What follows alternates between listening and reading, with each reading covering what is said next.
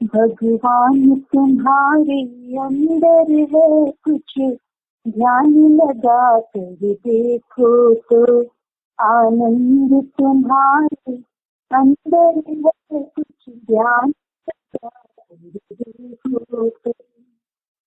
बाहर के सबको ढूंढ रहे, निज घर वाले को भूल रहे। तब ही तो सत्य नहीं पाया, केवल माया में झूल रहे। परमात्म परमात्म तुम्हारे अंदर है, पुरुषार्थ जगा कर देखो तो। भगवान तुम्हारे अंदर है कुछ, ध्यान लगा कर देखो तो। है शांति नहीं गिरकंदर में, है शांति न मस्जिद मंदिर में, है शांति न धरती अंबर में, है शांति न धन के अंदर में। बस शांति हृदय के अंदर है कुछ, त्याग बढ़ा कर देखो तो। भगवान तुम्हारे अंदर है कुछ, ध्यान लगा कर देखो तो। आनंद तुम्हारे अंदर है कुछ, ध्यान लगा कर देखो तो। ध्यानाभ्यास के लिए कृपया अपने नेत्रों को बंद कर लीजिए। बाहर की दुनिया से हम अनादि से जुड़े हुए हैं। जीवन पर पदार्थों के आश्रित है, इसलिए नेत्रों को बंद रखना कठिन होता है। वह अत्यंत अभ्यास से ही संभव होता है। नेत्र बंद कर अपने शरीर का एहसास करना है, जो हमारा स्वरूप है। बंद नेत्रों से हमें अपने अमूर्त शरीर का एहसास होता है और वह शरीर कर्म के संबंध से अस्वस्थ भी है। हम भीतर नाना रोगों से ग्रसित हैं, इसलिए हमको अपने शरीर का संवेदन सुखद भी अभी नहीं मिलता है। शरीर के नाना भागों में अप्रिय संवेदना का अनुभव होता है, जिसको हम सहन नहीं कर पाते हैं। इसलिए अपना संवेदन करते हुए रहना कठिन होता है। बाहर में हमको विषय सुख की सामग्री मिलती है, तो उसका सेवन करते हुए हम अपने शरीर की वेदनाओं को भुला देते हैं। वह हमारे अनुभव में नहीं आती है। इस प्रकार बाहर रहना सुगम है और भीतर रहना कठिन है। प्रथम तो भीतर रहने का उपदेश ही नहीं है, तो कदाचित उपदेश भी मिले तो उस पर क्रियान्वयन करना अत्यंत कठिन है। बाहर हम अनादि से जुड़े हैं, उसका हमको सहज अभ्यास है और भीतर रहने का अभ्यास नहीं है। और अभ्यास करें तो शरीर में नाना अंगों में वेदना का भी हमको अनुभव होता है और वेदना को कोई नहीं चाहता है। वेदना को मिटाने के लिए नाना औषधियों का सेवन करते हैं, नाना प्रकार की चिकित्सा लेते हैं, क्योंकि वेदना किसी को प्रिय नहीं है। उस वेदना का अनुभव करना वह मोक्ष का मार्ग है, ऐसा कदाचित हम स्वीकार भी कर लें तो वेदना का अनुभव करते हुए रहना अति कठिन होता है, क्योंकि वेदना किसी को इष्ट नहीं है। सब जीव सुख चाहते हैं और दुख से भयभीत हैं। बाहर दुख भी हो तो भी सुख की आशा लगी रहती है, क्योंकि बाहर कभी प्रतिकूल सामग्री है तो अनुकूल सामग्री भी मिलती है। तो बाहर सर्वथा दुख नहीं रहता, सुख का साधन भी मिलता है, पर भीतर आने पर तो हमको जो भी रोग आदि हैं उसकी संवेदना हमको निरंतर अनुभव में आती है। तो भीतर रहने में जीव को सहजता नहीं है। इस प्रकार मोक्ष मार्ग की दुर्लभता है। बोधि को दुर्लभ कहा गया है। बोधि दुर्लभ होने पर भी मार्ग का यही प्रकार है। बाह्य पदार्थों के आश्रित जीना भले ही तात्कालिक सुख का कारण हो, पर पराधीनता में सुख नहीं है, क्योंकि पर पदार्थ हमारे अधीन नहीं है।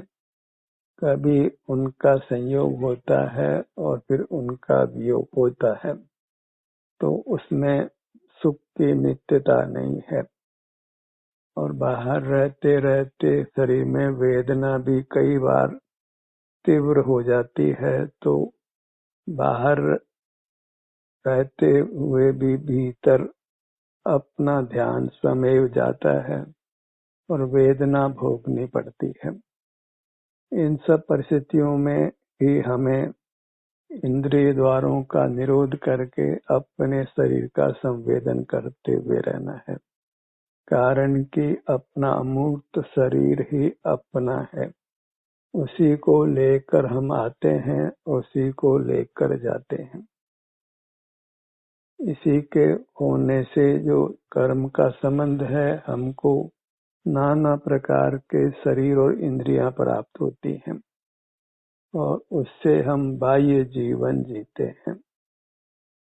जो कर्म के संबंध से मूर्त शरीर प्राप्त होता है, इंद्रियां प्राप्त होती है, बाह्य सामग्री प्राप्त होती है, इन सब को उपयोग में नहीं लेकर अपने अमूर्त शरीर का ही संवेदन करना, जो कि कर्म के संबंध से नाना वेदनाओं सहित भी है, उन्हीं वेदनाओं को भोगते रहना, इतना कोई साहस कर सके तो वही कर्म का क्षय कर सकता है और परमात्मा हो सकता है।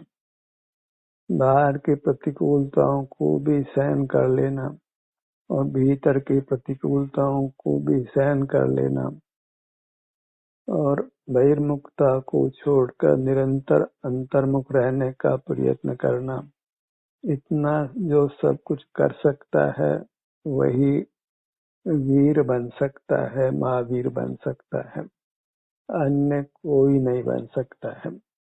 जो भी परमात्मा हुए हैं वे इसी प्रकार हुए हैं। बाह्य आकर्षण को उन्होंने छोड़ा है। अनादि से जो बहिर्मुखता का संस्कार है उसको उन्होंने तोड़ा है। बाहर के संबंधों को अस्वीकार करके अपने अमूर्त काया के साथ ही संबंध बनाया है और यहाँ जैसी भी संवेदना मिली है उसको पाकर ही उन्होंने जीवन जिया है, तभी वे स्वाधीन होकर परमात्मा हुए हैं। इन सब व्यवहारिक परिस्थिति को अच्छी तरह समझकर जानकर फिर हमें अपने अनुभव रूप रहना है। सब तरह से हमको तैयार रहना है। बाहर के आकर्षणों को भी छोड़ना है, बाहर के संबंधों को भी अस्वीकार करना है और भीतर शरीर में कोई रोगादि जनित वेदना है तो उसको भी सहन करना है। तभी हम स्वावलंबी रह सकते हैं, अपने अमूर्त काया के संवेदन पूर्वक रह सकते हैं। इंद्रिय ज्ञान का निरोध कर इंद्रिय जय कर सकते हैं, स्वानुभव रूप रह सकते हैं। हर प्रकार से इस मार्ग की परीक्षा करके हमको इस मार्ग पर चलना है। ये स्वाधीनता का मार्ग है, पराधीनता से मुक्त होने का मार्ग है। मूर्त प्रदत्त इंद्रियों को, मूर्त प्रदत्त सामग्री को अस्वीकार करने का यत्न करना है और अपना ही अमूर्त शरीर जो हमारा स्वरूप है उसको ही भोगते हुए रहना है, भले इसका भोग वर्तमान में सुखद नहीं भी हो। यदि हम अस्वस्थ हैं तो हमको शरीर के नाना भागों में अप्रिय संवेदना का अनुभव होता है। शरीर अस्वस्थ है वही तो दुख है, उसी दुख को भोगते हुए रहना है, तभी हम अस्वास्थ्य को मिटाकर स्थायी स्वास्थ्य पा सकते हैं, हमेशा हमेशा के लिए सुखी हो सकते हैं। इसी अभ्यास को करने का हमको सतत प्रयत्न करना है। अपने शरीर में जो भी संवेदना अपने विभिन्न भागों में मिले उसका स्वागत करना है, अभिनंदन करना है, अभिवादन करना है, उसी को नमन करना है। हर जीव को अपनी वर्तमान अवस्था का ही भोग होता है, तो जैसी भी सुख दुख रूप अवस्था है उसी का भोग हमने करना है, उसी का अनुभव करना है। सिर से पैरों तक विस्तार को प्राप्त अपनी ये महान काया है, जो कर्म के संबंध से नाना अंगोपांग आकार रूप है। हर अंग हर उपांग में जो भी स्वास्थ्य की स्थिति है उसको ही हमने भोगना है, तभी हम स्वावलंबी हो सकते हैं। इसी को स्वानुभव कहते हैं, धर्म ध्यान कहते हैं। अपने चित्त पिंड की वर्तमान सुख दुख रूप अवस्था को भोगते हुए रहना। और ये मार्ग शारीरिक संवेदनाओं सहित है, दुख रूप संवेदनाओं सहित भी है। कभी शरीर में सुखानुभूति हो और कभी कर्म का विपाक हो तो दुख की अनुभूति भी हो, तो उस दुख का केवल सहन कर लेना, उसकी चिकित्सा नहीं करना, ये अपने आप में सहज नहीं है। सारे मित्र और परिजन भी यही कहते हैं कि जो वेदना है शरीर में, जो दुख है उसकी चिकित्सा कराइए, और हम भी दुख से मुक्त होना चाहते हैं तो चिकित्सा का आश्रय करते हैं, तो परावलंबन बना ही रहता है। स्वावलंबी होने के लिए सहिष्णु होना है, अपने शरीर की संवेदनाओं को भोगते हुए रहना है और बाहर के आकर्षणों से सुविधाओं से अपने आप को रहित रखना है। उन सुविधाओं के लोभ में नहीं आना।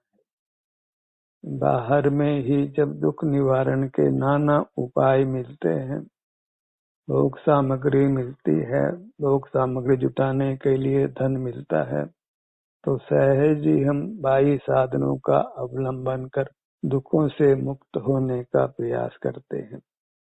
गर्मी हो तो ऐसी चलाकर गर्मी के दुख से अपने को मुक्त करते हैं।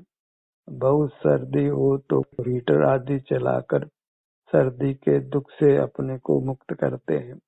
भूख लगी हो तो भोजन करके उस दुख से मुक्त होते हैं।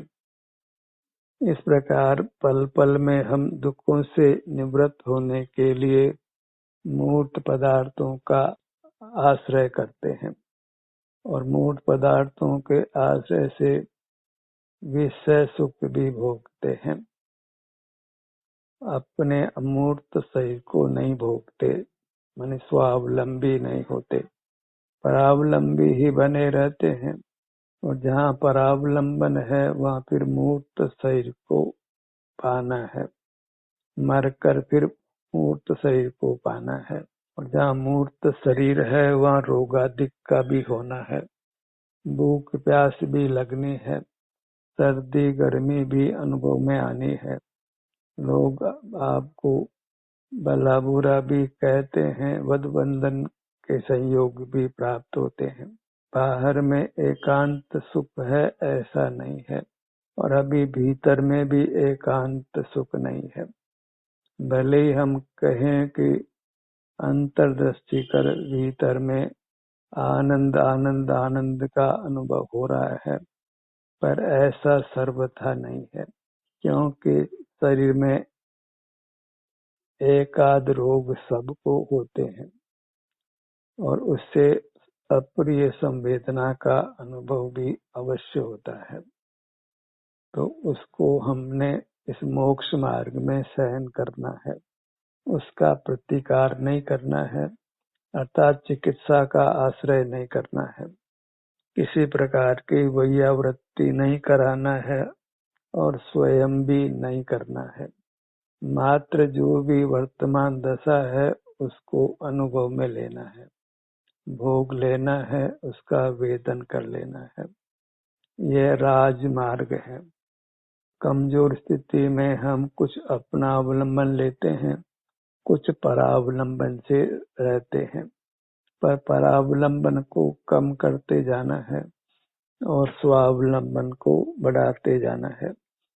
विषयों के आकर्षण को कम करते जाना है और शारीरिक वेदनाओं को सहन करने की शक्ति को बढ़ाते जाना है। वेदना को सहन करते हैं तो सहन करने का अभ्यास भी हो जाता है और सने सने फिर वह वेदना भी मिट जाती है, क्योंकि कोई भी वेदना स्थायी नहीं होती है। वेदना को तो मिटना ही होता है। इस जन्म में नहीं तो मरकर वेदना समाप्त होती है, फिर पुनः हम वेदना रहित शरीर पा लेते हैं। पर वेदना रहित शरीर पाकर भी विषयों के आकर्षण से तो अपने को मुक्त करना ही होता है। परावलंबन को तो स्नेह स्नेह समाप्त फिर भी करना होता है और स्वसंवेदन का अभ्यास फिर भी करना है। अभी सर्वथा कर्म का अभाव नहीं होने से स्वसंवेदन में हमको वेदना भी अनुभव में आएगी। अनुभव एकांत सुख का नहीं होता है, क्योंकि शरीर अभी एकांत स्वस्थ नहीं है। संसारी जीवों का शरीर पूरी तरह एक का भी स्वस्थ नहीं है। बस बहिर्मुखता में ही हमको वेदना भाषित नहीं होती है। और कोई कितना भी अपने को स्वस्थ होने का दावा करता हो, पर जब वह अंतर्दृष्टि करता है तो उस स्वस्थ कहे जाने वाले व्यक्ति को भी शरीर के विभिन्न भागों में अप्रिय संवेदना अवश्य मिलती है। उसको भी क्षुधा का दुख तो होता ही है, त्रसा का दुख होता ही है, सर्दी गर्मी का दुख होता ही है, अप्रिय संयोग मिलते ही हैं, दुर्गंध की सामग्री भी मिलती है, गैर स्वादिष्ट भोजन भी प्राप्त होता है और नाना प्रकार की प्रतिकूल सामग्री स्वस्थ व्यक्ति को भी मिलती है। बाहर भी प्रतिकूलता, भीतर भी प्रतिकूलता। दोनों प्रतिकूलताओं में अच्छा यही है कि हम भीतर की प्रतिकूलता को सहन कर लें, क्योंकि उसमें स्वावलंबन है, इंद्रिय जय है, मोह का उत्पात नहीं है, रागादिक दोष नहीं है, विषयों में सुख की भ्रांति नहीं है। सबसे बड़ा लाभ तो अंतर्मुख होने में यह है कि हमको विषयों में सुख बुद्धि समाप्त हो जाती है, अपने अमूर्त शरीर में अपनी पहचान हो जाती है। हमने अब बहिर्मुख रहकर अपनी पहचान ही खो दी है। जब अंतर्मुख होते हैं तो सिर से पैरों तक ये मैं अमूर्त जीव द्रव्य हूँ, ये मेरा अमूर्त शरीर है। इस प्रकार हम अपनी वस्तु को पा लेते हैं। पा ही नहीं लेते हैं जब अपने शरीर के सन्मुख होते हैं तो कसाय जनित दुख भी मिट जाता है, रागादिक दोष मिटते हैं तो निराकुलता होती है। तब उस स्थिति में शारीरिक वेदना को सहन करने की शक्ति भी मिलती है, जिससे हम शरीर की वेदना का अनुभव करते हुए भी अपने सन्मुख रहते हैं। बाह्य चिकित्सा का या बाह्य व्यक्तियों का आश्रय नहीं करना चाहते, बहिर्मुख रहकर वेदना से दूर नहीं भागते हैं, उस वेदना को भोग लेना ही इष्ट मानते हैं।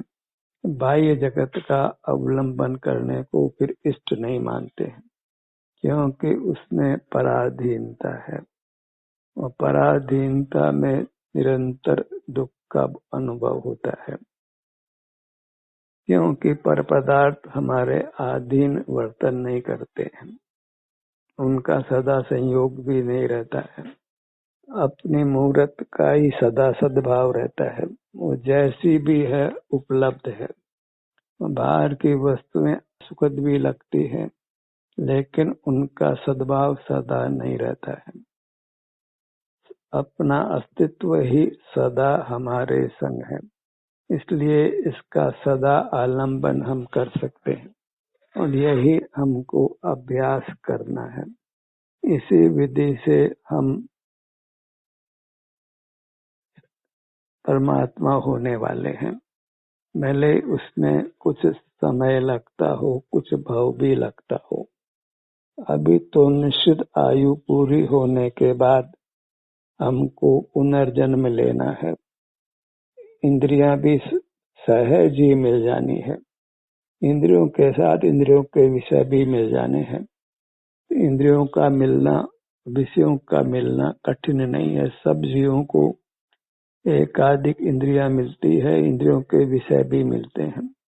वह कोई कठिनाई नहीं है, कुदरत का ही ऐसा विधान है कि जीव को मूर्त शरीर मिलता है जिसमें इंद्रियां होती है। इंद्रियों से विषयों का ग्रहण होता है और उसका अपना अमूर्त शरीर भी होता है। बस उसको इंद्रियों का उपयोग करना बंद करने का अभ्यास करना है। विषय जनित सुख का त्याग करना होता है और अपने अमूर्त शरीर के संवेदन में ही जो वीतरागता जनित सुख है उसको भोगना है और असहता है तो उसको सहन करना है। अंतर्मुख होने पर दो बातें हैं।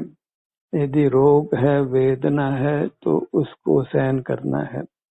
चूंकि बाह्य पदार्थों का आश्रय नहीं है, बहिर्मुखता नहीं है, तो रागादि जनित कषाय नहीं है, तो वीतरागता का सुख भी है, निराकुलता भी है। तो निराकुलता को पाकर हमने सुख का अनुभव करना है। वेदना के बीच में भी हमको संतोष धारण करना है, प्रसन्न होना है कि हम मोक्ष पथ में हैं। बाह्य विषयों का सेवन नहीं है, आलम्बन नहीं है, इंद्रिय द्वारों को हम दृढ़ता से बंद रखते हैं और दृढ़ता से अपने को अमूर्त शरीर में ही स्थापित करते हैं। इसी का अभ्यास करते रहना है। इसमें भले नाना शास्त्रों का अभ्यास नहीं करना होता है, नाना बाह्य धार्मिक क्रियाओं को भी हम नहीं करते हैं। निश्चल से होकर बहिर्मुखता को रोकते हैं और अंतर्मुख रहने का प्रयत्न करते हैं। अपने शारीरिक संवेदनाओं को भोगते हुए रहते हैं। जहाँ भी वेदना अनुभव में आती हो, उस वेदना के अनुभव को ही मोक्ष मार्ग मानते हैं। ऐसी मान्यता होना अत्यंत कठिन होता है, क्योंकि वेदना का अनुभव व सुख का मार्ग कैसे हुआ, ऐसी शंका जीवों को बनी रहती है। ये समझ नहीं पड़ती है कि जब हम वेदना को भोग रहे हैं, उस काल बाह्य पदार्थों का, विषयों का आलम्बन नहीं है। वहाँ इंद्रिय ज्ञान भी नहीं है, इंद्रिय सुख भी नहीं है, इंद्रिय जनित दुख भी नहीं है, रागादि नहीं है, तो कर्म का बंधन नहीं है।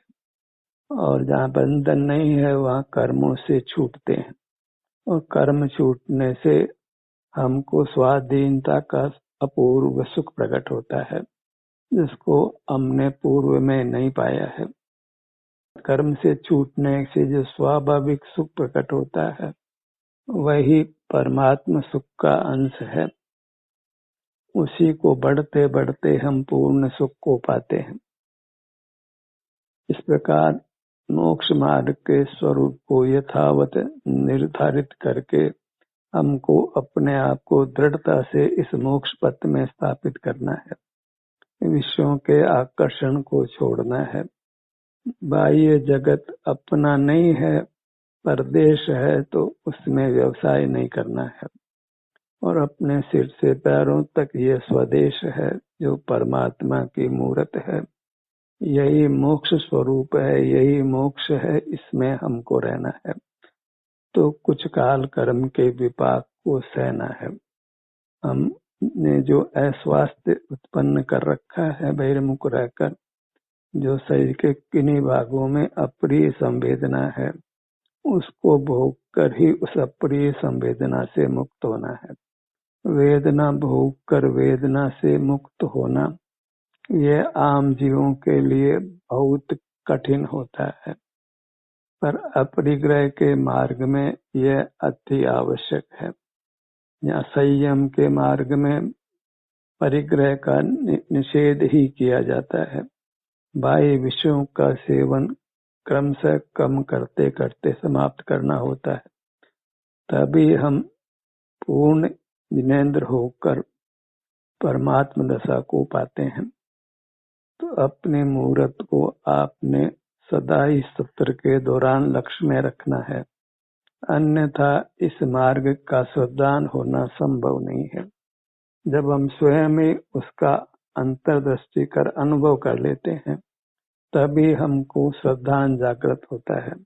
अन्य किसी प्रकार से वह श्रद्धान नहीं हो सकता है। अनुभव से ही श्रद्धा उत्पन्न होती है।